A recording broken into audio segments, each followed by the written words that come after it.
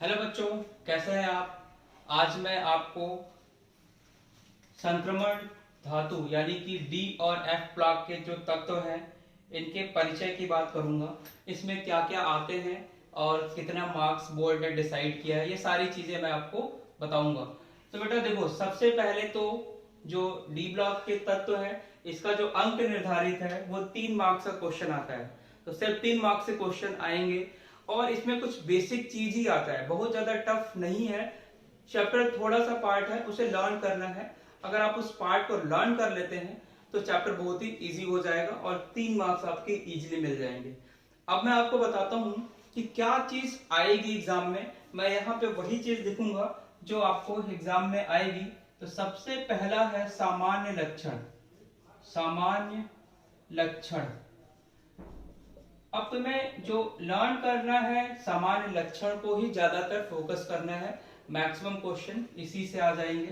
तो पहला पॉइंट है डी एंड एफ ब्लॉक का इलेक्ट्रॉनिक विन्यास। डी और एफ ब्लॉक का इलेक्ट्रॉनिक विन्यास।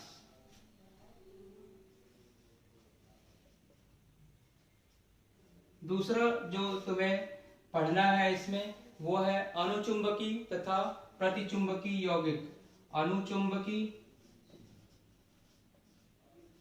अनुचुंबकीय तथा प्रतिचुंबकीय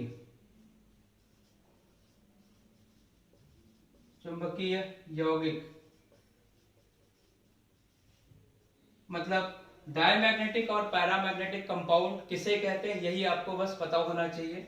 इसके बाद एक इंपॉर्टेंट एंटिटीज और होती है लैंथेनाइड और एक्टिनाइड कंट्रैक्शन। लैंथेनाइड और एक्टिनाइड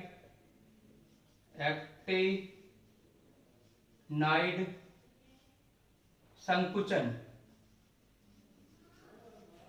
देखो, जितनी चीजें लिख रहा हूं ये आपके सिर्फ यूपी बोर्ड के बेसिस पे नहीं, ये आपके जेई मेंस और एडवांस के बेसिस पे, जेई मेंस और नीट के बेसिस पे भी इतनी चीजें आपसे मैक्सिमम पूछी जाती है। इसके बाद एक टॉपिक है जिसे आप बोलते हैं उत्प्रेरक गुण। उत्प्रेरक गुण, ये भी आपको बस पढ़ना है कि डी ब्लॉक के एलिमेंट जो होते हैं एफ ब्लॉक के एलिमेंट एज अ कैटलिस्ट का काम करते हैं, तो उत्प्रेरक गुण भी पढ़ना है। फिर एक इंपॉर्टेंट एंटिटीज होती है चुंबकीय आघूर्ण। चुंबकीय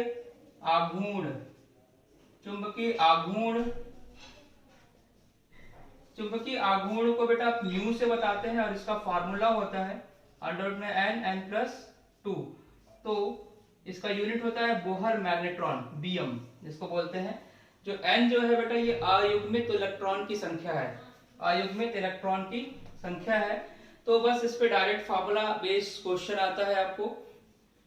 इतनी चीज होने के बाद आपको कुछ डी और एफ ब्लॉक के तत्व यौगिक के आपके बनाने की विधि और उसके गुण आपको पढ़ना होगा। तो संक्रमण धातु लिख देता हूं मैं, संक्रमण धातुओं के यौगिक। तो आपके सिलेबस में इसका पढ़ना क्या है आपको, एक तो आपको पढ़ना है इसके कुछ बनाने की विधि और इसका क्या पढ़ना है, गुण। बस 2 ही प्रॉपर्टी आपको पढ़नी है। जो आपके एलिमेंट है, जो आपके कंपाउंड है वो है एक तो पोटेशियम डाइक्रोमेट K2Cr2O7 जिसे आप बोलते हैं पोटेशियम डाइक्रोमेट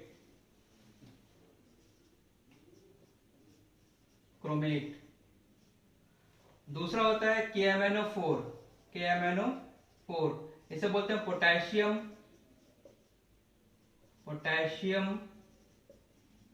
परमैग्नेट।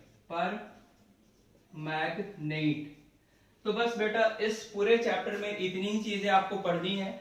और अगर आप इसको ध्यान दीजिए तो पोटेशियम परमैग्नेट और डाइक्रोमेट के बनाने की विधि और इसके कुछ गुण याद रख लीजिए। इसमें एक टेस्ट होता है क्रोमिल क्लोराइड टेस्ट, ये मैं आपको नेक्स्ट वीडियो में बताता जाऊंगा। इतने ही इंपॉर्टेंट पॉइंट है इसमें, जो भी चीज मैंने लिखी है सारी चीजें इंपॉर्टेंट है।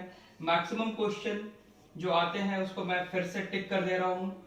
सारी चीजें अगर आप इसे देखो तो बहुत ही छोटा चैप्टर है, अगर आप 1 घंटे भी समय देते हैं ठीक से, सिर्फ इतनी चीज पढ़ लेते हैं तो इजीली आप 3 मार्क्स से क्वेश्चन गेन कर लेंगे।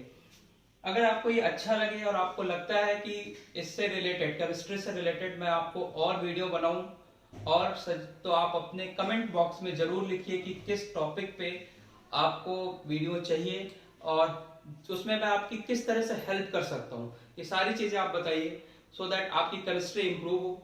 अगर आपको ये अच्छा लगे तो आप अपने दोस्तों को और जो भी आपके नोन है उनको बताइए सो दैट थोड़े मुझे मोटिवेशन मिले और ये जो आपका जो है थोड़ा सा केमिस्ट्री इंप्रूव हो जाए। Thank you for watching this.